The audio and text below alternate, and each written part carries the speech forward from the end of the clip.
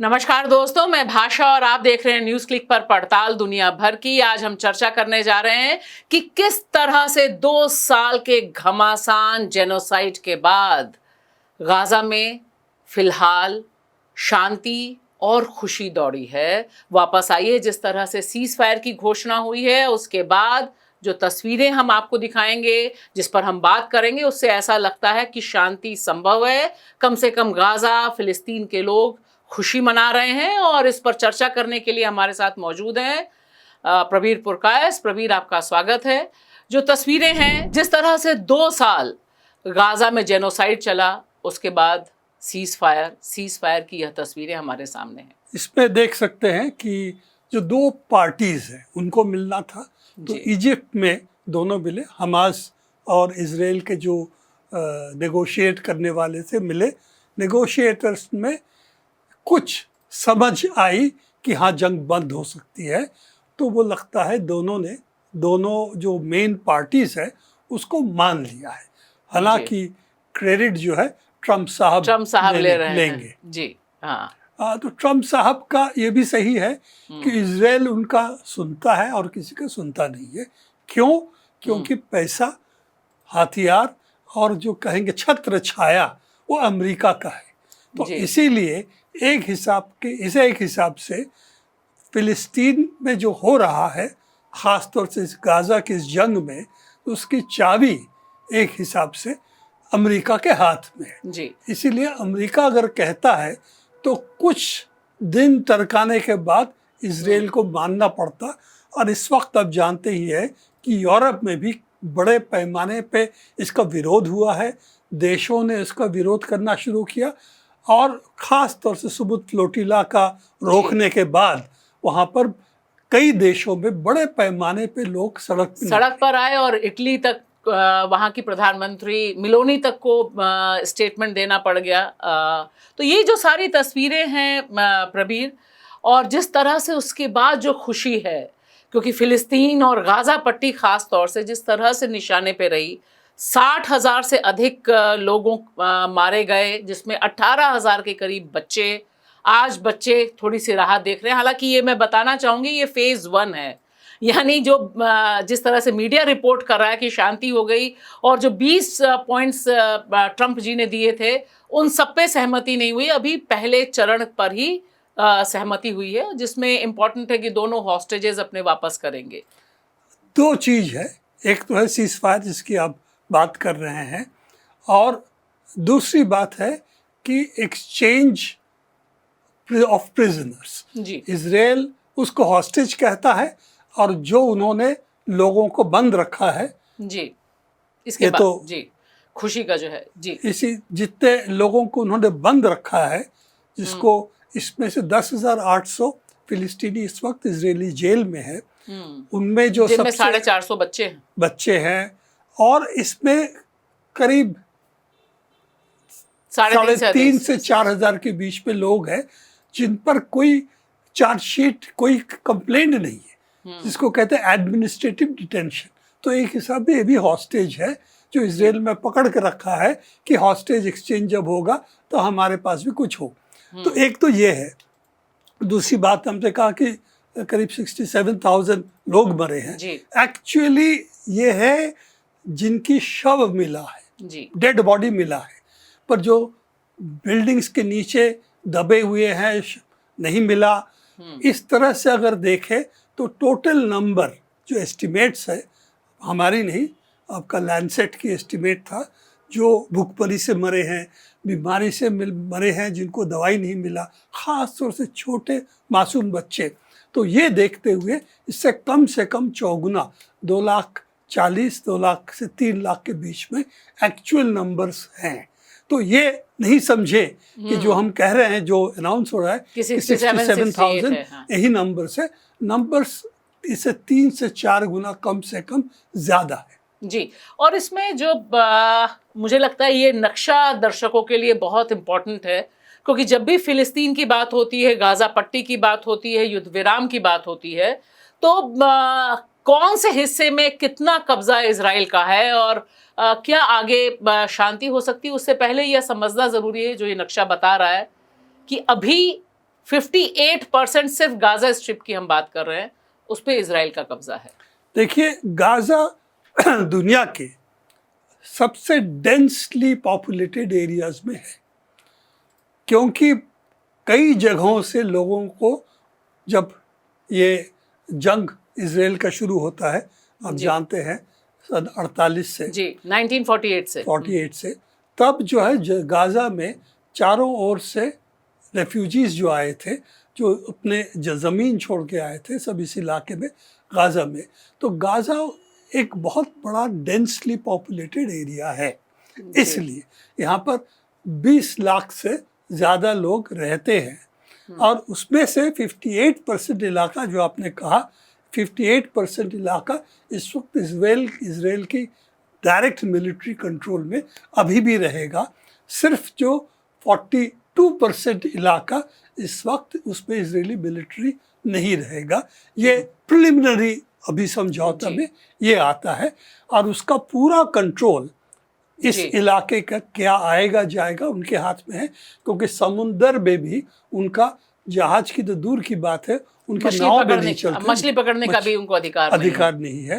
तो गाजा में वहाँ पर ये ओशन बॉर्डर उनके हाथ में नहीं है, एयर तो सवाल ही नहीं है, और वहाँ पर जितने एंट्रीज एग्जिट है सब इजरायली कब्जे में पहले भी था, और अभी देख सकते हैं येलो इलाका जो है उनका अभी भी डायरेक्ट मिलिट्री कंट्रोल इस इलाके तो चारों में है। तरफ से तो इजराइल का ही प्रभुत्व है, चारों तरफ से इजराइल ने ही घेर रखा है।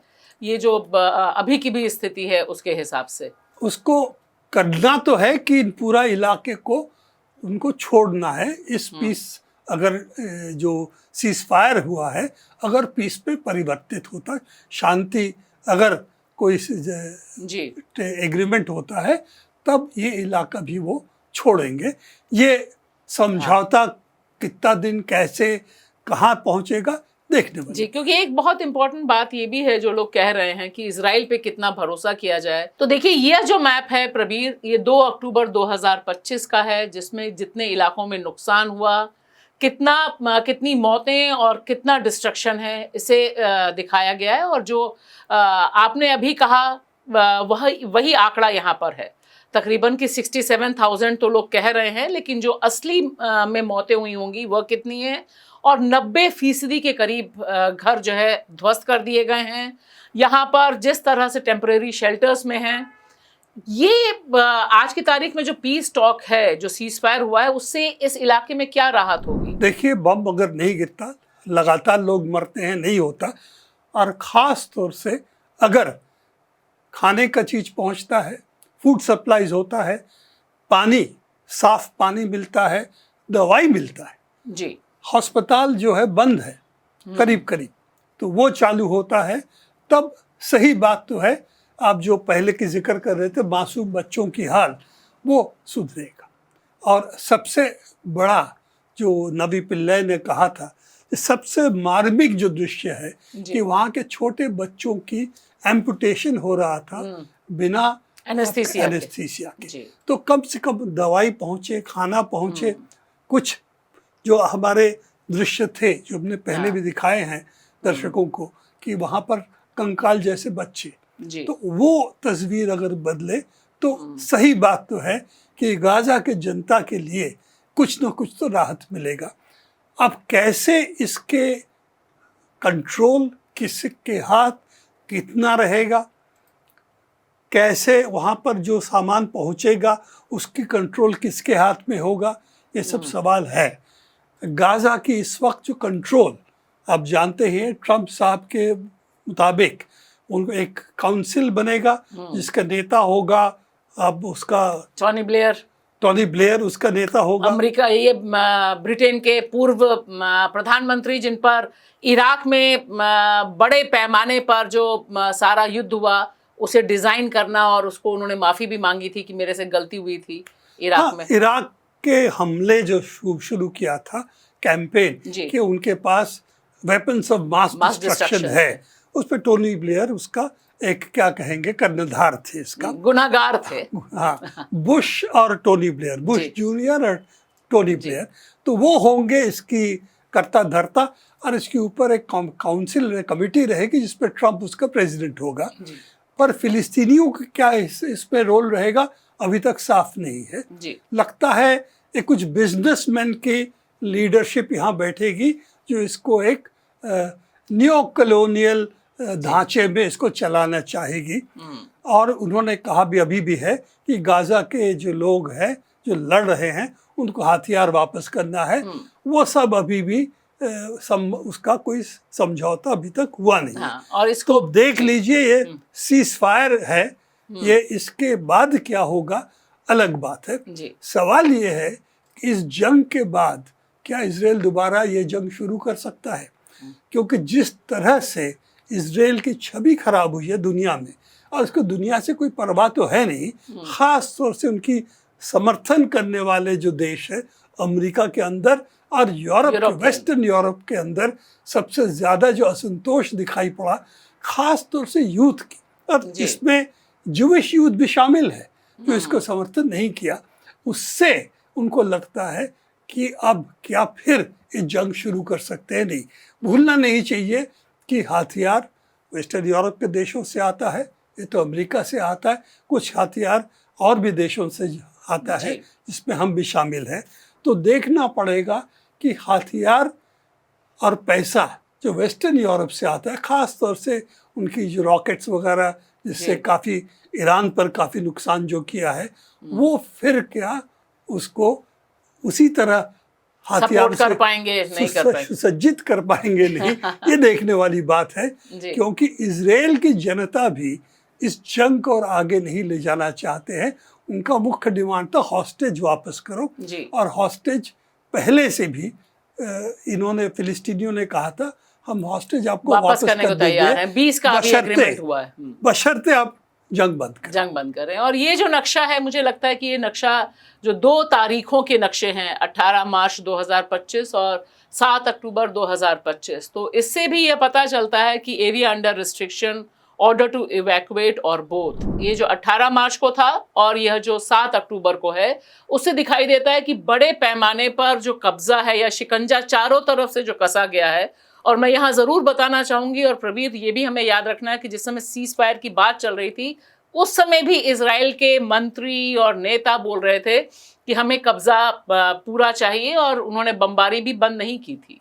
गाजा सिटी आप देख सकते हैं, यहाँ पर पूरी तरह से वहाँ जनता को कहा था आप यहाँ से चले जाइए। तो ये लेटेस्ट है जो गाजा को एकदम अपने कब्जे में लेना और उसके बिल्डिंग्स गिराना। ये जो आप देख सकते हैं यहाँ पर इस तस्वीर से कि 90% मकान यहाँ गिरा दिए गए, 90%। तो ये जो है इस इलाकों को अगर मैप करें देखेंगे सबसे ज़्यादा जो शहरी इलाका था उनके बिल्डिंग्स विध्वस्त कर दिए गए हैं। और वो फिर से दोबारा कैसे बनेगा, कब तब तक लोग कहाँ रहेंगे, तब तक खाना वगैरह कैसे पहुँचेगा, स्कूल्स क्या चालू होगा, और सबसे अहम जो चीज़ है पानी, दवाई, अस्पताल, ये 3 कैसे होगा, इस पर निर्भर करता है पीस कहाँ ले जाएगा गाजा की जनता को। हम आज वेस्ट बैंक की बात नहीं कर रहे हैं क्योंकि वहाँ पर भी छोटे पैमाने पे नहीं मध्यम पैमाने पे हमले शुरू हुए हैं वहाँ के फलस्तीनी जनता पर। तो और एक दिन के लिए रख देते, आज कम से कम एक युद्ध विराम हुआ है। इस खुशी में आज हम कहें कि देखते हैं शायद आशा की जो किरण है वो हमारे लिए और ख़ास तौर से गाजा की जनता के लिए शायद कुछ ऐसा लाएगा जिसमें उनका फिर एक शांतिपूर्ण जिंदगी वो बिता पाए। तो बहुत बहुत शुक्रिया प्रवीर। और ये मुझे लगता है कि बहुत अहम डेवलपमेंट है जिसका बेसब्री से हम सब पूरी दुनिया इंतजार कर रही थी कि कम से कम युद्ध विराम होगा और फिलिस्तीन में जो जेनोसाइड है वह रुकेगा। अब देखना ये होगा कि कितने दिनों तक ये रहेगा, ज़मीन पर इसका क्या असर पड़ेगा और पूरे इलाके पे इसका क्या असर पड़ेगा, इसके लिए हम अलग से चर्चा करेंगे ज़रूर। अभी तो फिलहाल गाजा में शांति है, बच्चे, युद्ध विराम है। हाँ, शांति मत कहिए, अभी भी युद्ध विराम है और बच्चे, बूढ़े, महिलाएं खुश हैं। और मुझे लगता है कि जब उन तक खाना, दवाइयाँ पहुँचेंगी तब शायद एक और बड़ी तस्वीर हमारे सामने आएगी। शुक्रिया।